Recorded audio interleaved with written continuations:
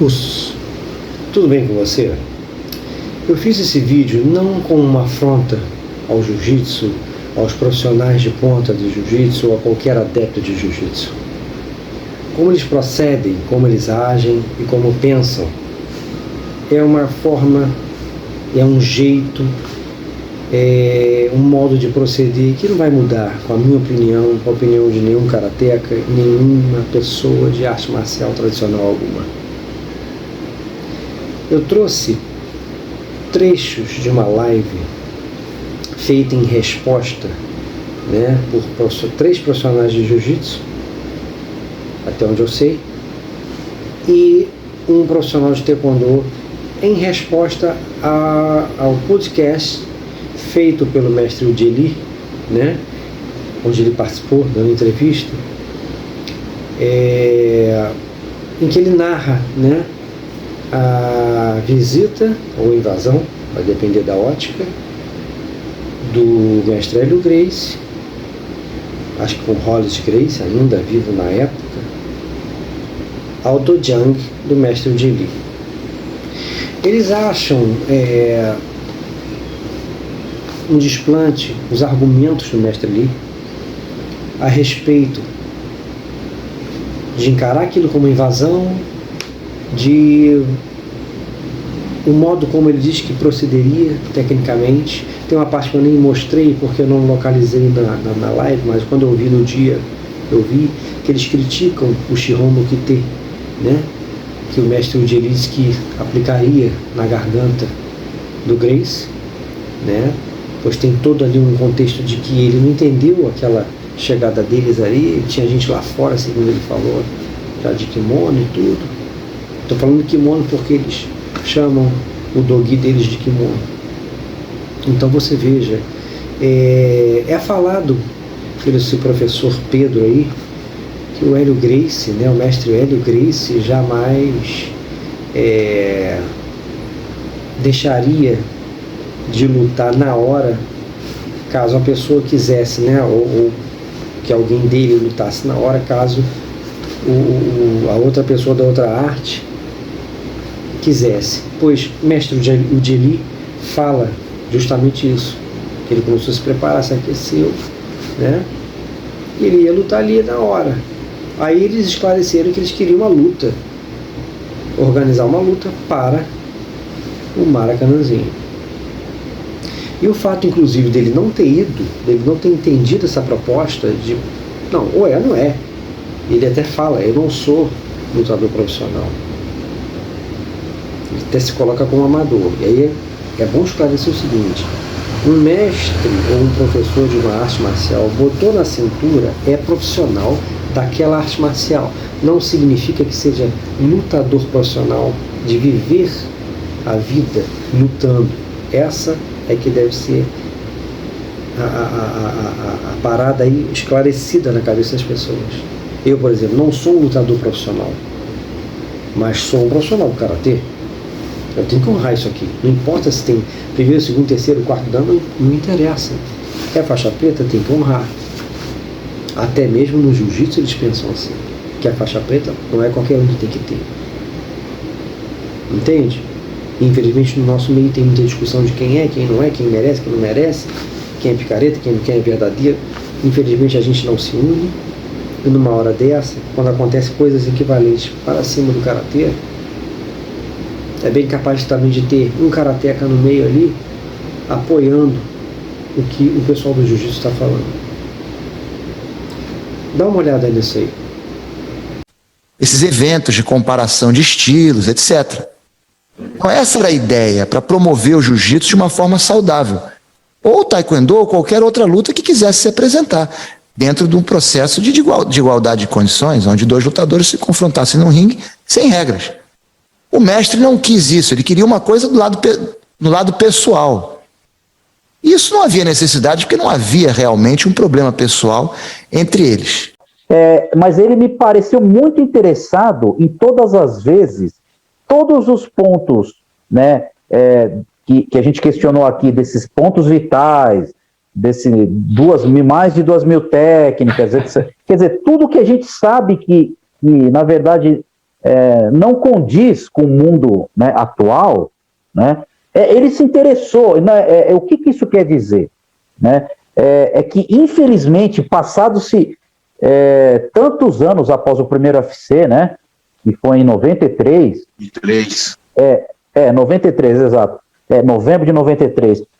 Ainda hoje, né, as pessoas que não são ligadas às artes marciais ainda estão propícias a acreditar nesse tipo de mito, né? Isso aí me soa um pouco, assim, um pouco surreal, né? Então, assim, as pessoas que não são ligadas às artes marciais, por favor, se atualizem, né? Isso daí é uma coisa que já foi, esses mitos já foram, né, derrubados, né? A arte marcial não funciona dessa forma. Procurem professores que não são tão exagerados, né, se é o termo que eu posso usar, porque realmente isso não cabe mais no mundo moderno, né? A gente fez essa reunião aqui, na verdade, com esse objetivo, né? No fundo, eu propus esse objetivo para o Sandro, né, para o Pedro, para o professor Silvio, para justamente alertar, né, os praticantes que não têm, que são novos, que estão entrando, não caiam nesse negócio de golpe mortal, que é secreto, que só meu mestre sabe.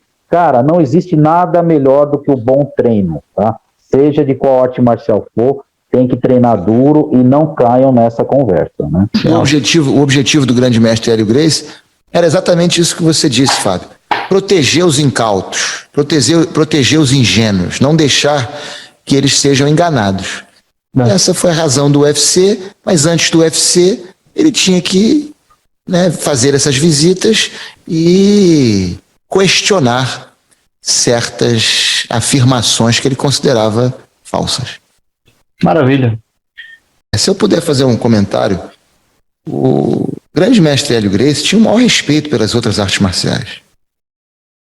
O karatê, o taekwondo, o judô, entre outras.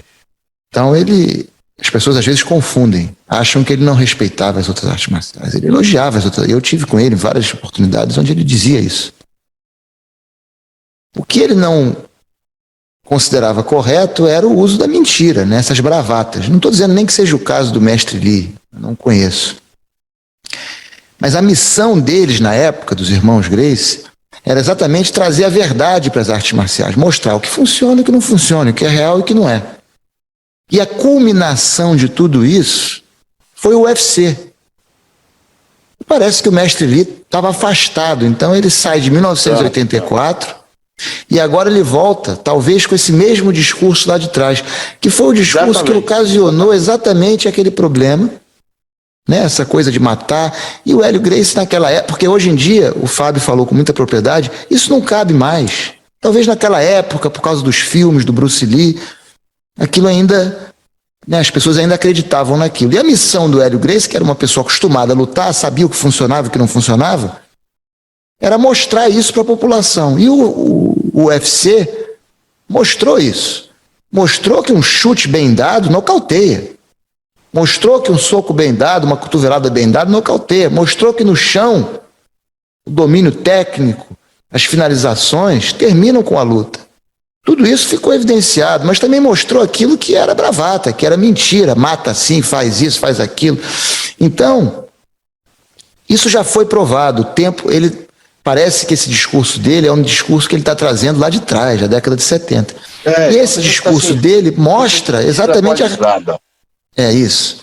E mostra a razão pela qual o Hélio Gracie foi fazer uma visita a ele. Né? E outra coisa interessante é o seguinte, o Hélio Gracie, ele tinha muita experiência nisso. Por que vocês acham que ele levou a imprensa lá? Exatamente para evitar isso que aconteceu, essa entrevista do mestre Lee.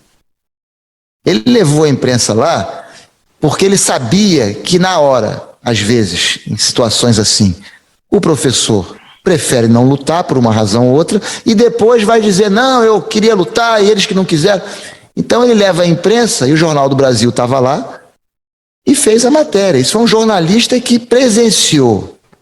Então hoje em dia cada um pode contar a sua história, mas o jornalista que estava lá presente escreveu uma matéria em agosto de 74, que foi quando aconteceu, se não me engano foi no dia 7 de agosto que eles foram lá na academia fazer essa visita, E aí, logo depois, saiu a matéria no Jornal do Brasil, onde eles dizem o seguinte, que o Rolly estava pronto para lutar e que o mestre Li falou que não, que lutava, mas tinha que ser em outro lugar e não quis lutar naquele momento, o que não tem problema nenhum. Ele não querer lutar, eu não vejo isso como covardia, como medo, como nada disso, ele não tem obrigação de lutar. Mas ele tem que tomar cuidado com as declarações que ele dá, porque ele chega num país estrangeiro e começa a dizer que faz, que acontece, aí é normal ele ser questionado. Não vejo nada de errado nisso. Bom, como você viu, né, o mestre Pedro aí, ele fala que o mestre Hélio Gracie respeitava o karatê, o taekwondo, fosse o que fosse. Mas o que ele não gostava era dessa coisa que eles costumavam pensar que era uma bravata e coisa do tipo, isso é uma falácia, isso aí não é assim. Agora, qual o domínio que um profissional de jiu-jitsu, né, qual é a propriedade que ele tem para falar o que é verdade ou não na arte marcial do outro? Como é que pode o cara dizer que uma ponta de dedo não funciona, que pontos vitais não existem, né? O karatê é o que eu sempre falo, não é só soco, chute e cotovelada. Tem a ponta dos dedos, os pontos onde vai bater, tem a preparação deles, as falanges dos dedos e assim vai. Mas para adeptos de jiu-jitsu, geralmente, não funciona, não funciona, não funciona, não funciona, não funciona, não funciona, não funciona, não funciona nada. Se não for, né, o boxe que eles estão acostumados a ver e o próprio Muay Thai, não funciona. E a diferença do karatê, o próprio taekwondo antigo, tá? Mas o karatê sempre teve isso bem forte. Para kickboxing, Muay Thai, judô, jiu-jitsu é justamente, não é socos e chutes, é justamente essa coisa de você bater em alguns pontos. Gente, Sensei Kanazawa furava melancia com o Shiho no Kite. Assim como o Sensei Oyama do Kyokushin. Então, esses caras não faziam só por fazer demonstração. Esse professor, eu até conheço ele da internet, é gente fina do Taekwondo, é Silvio, se eu não me engano. Ele até fala ali, né? E tem um momento dessa entrevista que não está nesse vídeo aqui, que eles falam, ridicularizam o Shiho no Kite, que no Taekwondo tem outro nome. E ele fala, eles perguntam, você não ensina isso para os seus alunos? Ensina? Você não fica com essas mentiras? Eles acham que é mentira. Eles ficam contando, achando que era uma promoção. Não, faz parte da natureza do karatê, faz técnicas. Agora, se você fizer isso, e de fato não treinar nada, vai ser uma porradinha de nada, né? Então eles perguntam ao professor Silvio se ele treina os alunos com essa mentalidade. Ele fala de jeito nenhum, que ele até faz quebramento com a ponta dos dedos, eu não sei mais o que, mas que ele não ensina como algo efetivo. Quer dizer, me desculpa, eu discordo. Ou eu treino o karatê do jeito que ele tem que ser, e aí que vai entrar a proposta dele como arte marcial, pois o professor Pedro fala da ideia de botar dois caras, um do jiu-jitsu e de qualquer outra arte marcial, e terem uma luta de igual para igual, franca, né? Só que assim, com o mínimo de regra que existe, qualquer bom profissional de jiu-jitsu ou de judô, ele é extremamente perigoso para um karateca se o karateca realmente não puder ser, ou mesmo o cara do taekwondo, não puder ser apelativo dentro da ótica social, da ótica de uma luta filmada, da ótica esportiva. Não tem como ser sincera essa luta se o jiu-jitsu ele está ali para dominar braços e pernas e te levar ali a uma situação de submissão. Se você não puder socar uma garganta, meter o dedo no olho, é apelativo. Entende? Puxar o cabelo, botar dedo no olho, o cotovelo, aqui, porrada na têmpora. É sobrevivência. Aí a gente não está falando de regra, a gente não está falando do cara bonitinho na base, tentando se defender do jiu-jitsu. Não é isso. É na própria tentativa de agarre, o cara ter reações que são diferentes. Não é promessa cinematográfica. A estrutura dessa arte marcial, assim como de outras, é essa. Então, um desrespeito muito grande, né? E esse vídeo aqui, né? O intuito dele, como eu falei no início, não é para afrontar profissionais de jiu-jitsu, porque não dá em nada. Se chamar pra porrada não dá em nada. Eu não quero matar ninguém, até porque é como ele fala ali. Não, não era nada pessoal e tal, mas não tinha como eles lutarem pau a pau sem dar um problema. Se o outro tivesse, não pode dedo no olho, não pode, já acabou. Os caras treinavam segurar a perna. Os caras treinavam sair de soco e agarrar logo cintura. Então não seria o caminho. Entendeu? Não tem como ser franca essa luta. Então, a estrutura do karatê é essa. Do taekwondo era a mesma coisa. A visão do cara era essa. Por mais que jiu-jitsu não seja judô, ele já fala na entrevista que ele sabia que era parecido com o judô, o jiu-jitsu. Entendeu? Então, alegar que o cara vendia, e as pessoas vendiam naquela época coisas miraculosas que as pessoas têm que se atualizar, que a arte marcial não pode mais ser vendida dessa forma, ou seja, tem que ser boxe, muay thai e jiu-jitsu. Só o que rola ali no MMA. E é o que eu canso de falar. Na época do Vale Tudo, na época do Royce, e até as lutas aqui no Rio de Janeiro, eram pessoas que pagavam suas respectivas mensalidades nas aulas lá, fosse ele que fosse, karatê, taekwondo, a própria luta livre, capoeira, o Muay Thai, que era o boxe tailandês que a gente chamava aqui no Rio, entendeu? Todo mundo que praticasse outras coisas que não fosse da família Gracie e não estivesse treinando naquele ritmo que era, né, ensinado no próprio dojo do mestre Carson Gracie, todo mundo que não era do jiu-jitsu treinava dentro desse esquema, de 2 a 3 vezes por semana, pagava exame, mensalidade, eram pessoas comuns, meu amigo, e dentro já das regrinhas do próprio karatê contra karatê, taekwondo contra taekwondo. Então não se pode dizer, não, porque provou que precisa. O jiu-jitsu provou que precisam também saber, as pessoas precisam saber o chão, mas que é a melhor, indiscutivelmente, isso não tem mais isso. Hoje a gente tem acesso a estudar o que eles estudam, e eles podem, sempre puderam estudar, assim como Hollis Gracie, e eles quase não falam disso. Era amigo do próprio Rodney, aluno do mestre Ujeli, era lá amigo de um sócio do sensei Tadashi Takeuchi, de Shotokan aqui no Rio, que também não foi desafiado pelo Hollis Gracie. Então, por que isso, gente? Então, assim, esse vídeo, ele é para esclarecer aqueles que me dizem, tá? Porque teve um cara até que falou, não é assim não. O pessoal do jiu-jitsu não é complicado desse jeito, não. E eu falo, gente, aqui no Rio é diferente. A mentalidade que é exposta ainda hoje é essa de que é a melhor arte marcial.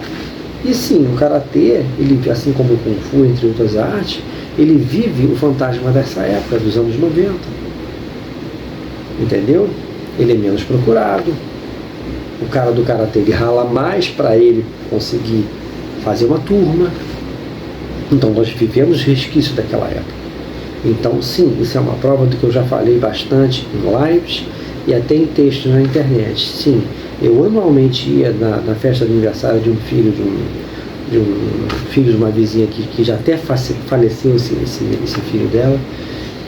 Então, porque o menino é o neto dela, eu ia e anualmente ele não me apresentava o professor e amigos da turma de jiu-jitsu dele, todos nós adultos, todos quarentões, tá? Porque ele falou que eles não respeitavam o karatê, que eles iam botar uma pilha, ele massacrar, né?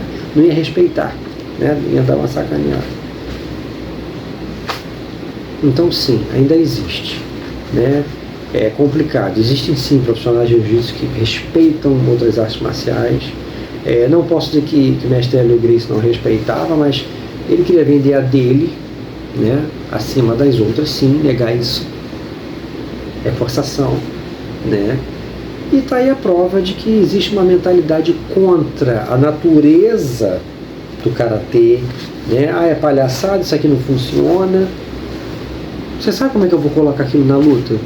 se eu vou colocar nessa luta ou se eu vou colocar essa técnica num momento mais oportuno em outra. Então, vamos devagar. Mas, lamentavelmente, é isso aí que a gente vê. Os